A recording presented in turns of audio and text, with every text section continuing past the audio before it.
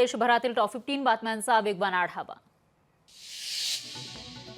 बीडच्या जिल्हा कारागृहात ईडीकडून सुरेश कुटेंची 3 दिवस चौकशी झाल्याची माहिती आहे। ज्ञानराधा मल्टीस्टेट घोटाळा प्रकरणात ही चौकशी करण्यात आली। मनसेअध्यक्ष राज ठाकरेंचा उद्या बदलापूर दौरा असेल। राज ठाकरे आंदोलक बदलापूरकरांची भेट घेणार आहेत। दरम्यान पीडित कुटुंबाचीही राज ठाकरे भेट घेण्याची शक्यता आहे। अंबादास दानवे आज जालना जिल्हा दौऱ्यावर जाणार आहेत। यावेळी ते गजकेसरी कंपनीमध्ये स्फोट झालेल्या ठिकाणाची पाहणी करणार आहेत। त्यानंतर ते स्फोटात जखमी झालेल्या कामगारांच्या तब्येतीची विचारपूस करणार आहेत। पुण्याहून सिंधुदुर्गसाठी थेट विमानसेवा 31 ऑगस्टपासून सुरू होणार आहे। वीकेंडला म्हणजे शनिवार आणि रविवारी प्रवाशांना या विमानसेवेचा लाभ घेता येणार आहे। या विमानसेवेमुळे 55 मिनिटात पुणे ते सिंधुदुर्ग हा प्रवास शक्य होणार आहे। चांदीच्या भावात 1200 रुपयांची वाढ झालेली आहे। त्यामुळे चांदीचा भाव 83,200 रुपये प्रति किलोवर केलाय। तर सोन्याचा भाव हे 72,000 रुपये प्रति तोळ्यावर आहे। रत्नागिरी जिल्ह्यामध्ये 4 सप्टेंबरपर्यंत मनाई आदेश लागू करण्यात आले। जिल्ह्यातील कायदा आणि सुव्यवस्था बाधित राहावी यासाठी अपर जिल्हाधिकाऱ्यांनी हे आदेश दिले। जालना जिल्ह्यामध्ये बंजारा समाजाच्या 30 महोत्सवाचं आयोजन करण्यात आलं। महोत्सवात हडप्पा संस्कृतीचं महत्त्व सांगून गीतकार ईशान चव्हाण यांनी आपल्या गीतातून जनजागृती केली। यावेळी मोठ्या संख्येनं नागरिकांना महोत्सवात त्यांनी सहभाग घेतल्याचं दिसून आलं। मुंबईमधून हातगाड्या हद्दपार करण्याचा निर्णय राज्य सरकारनं घेतलेला आहे। हातगाड्यांच्या बदल्यात हातगाडी मालकांना बॅटरीवर चालणाऱ्या हातगाड्या वितरित केल्या जाणार आहेत। यामुळे कामगारांचा श्रम कमी होऊन लवकरात लवकर सामान वाहून नेणं शक्य होईल।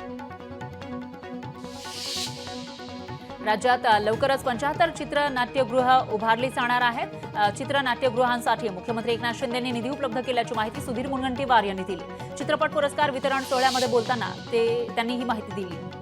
कोल्हापूरमध्ये जनसुराज्य शक्ती पक्षाकडून विधानसभा निवडणुकीसाठी जोरदार तयारी सुरू आहे। करवीर विधानसभा क्षेत्रात विविध मेळावे घेत मतदारांसोबत नाळ घट्ट करण्याचा प्रयत्न केला जातोय। यावेळी महिला सुरक्षेला प्राधान्य देत अंगणवाडी सेविका आणि आशा सेविकांचा सन्मान करण्यात आला। पंकजा मुंडे आणि प्रीतम मुंडेंना दुचाकीनं धडक देणाऱ्याला 14 वर्षांनंतर शिक्षा सुनावण्यात आली। आरोपीला 4 महिन्यांची शिक्षा सुनावण्यात आली आहे। आरोपीनं 2015 पर्यंत तो फरार होता आणि त्यानंतर आता हा खटला लांबल्याचं दिसून आलं होतं।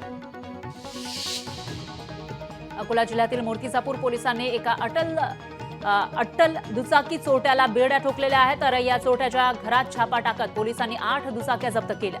आणखी काही गाड्यांचा तपास पोलिसांकडून सुरू आहे।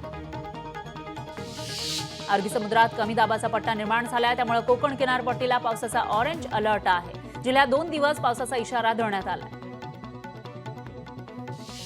हिंगोली जिल्ह्यामध्ये पावसानं हजेरी लावलेली आहे। पावसामुळे 24 तासात 26 मिलीमीटर पावसाची नोंद या ठिकाणी झाली आहे। तर वसमत तालुक्यामध्ये सर्वात जास्त 50 मिलीमीटर पाऊस झालाय आणि पावसामुळे शेतकऱ्यांना दिलासा मिळाला। पुण्यातील खडकवासला धरण क्षेत्रातील पावसाचा जोर वाढलेला आहे। धरणातून 35,000 क्युसेक वेगानं पाण्याचा विसर्ग सुरू आहे। प्रशासनाकडून नदीकाठच्या नागरिकांना सतर्कतेचा इशारा देण्यात आलाय। लोणावळ्यामध्ये पावसानं हजेरी लावलेली आहे। यावेळी लोणावळा परिसरात धुक्याची चादर पसरली। टायगर पॉइंट, लायन्स पॉइंट धुक्यात हरवल्याचं दिसून आलं।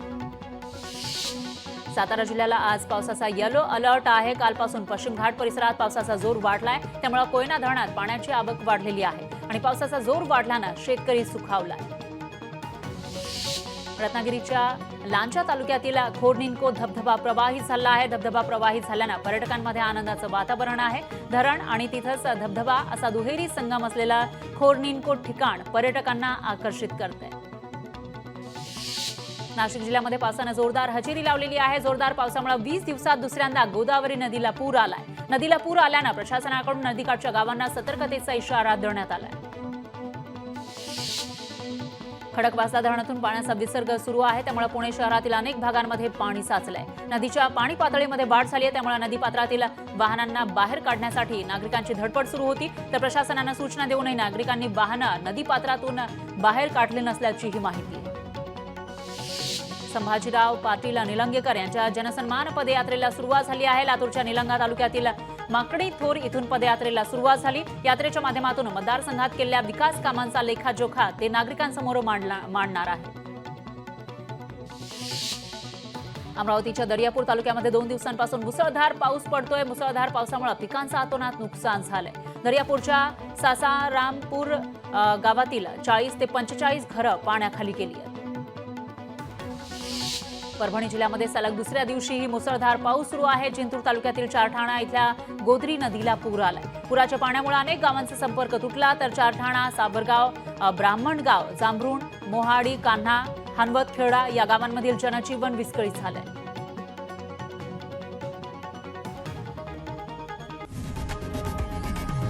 लोकशाही मराठी ऐका, पहा, जागरूक रहा.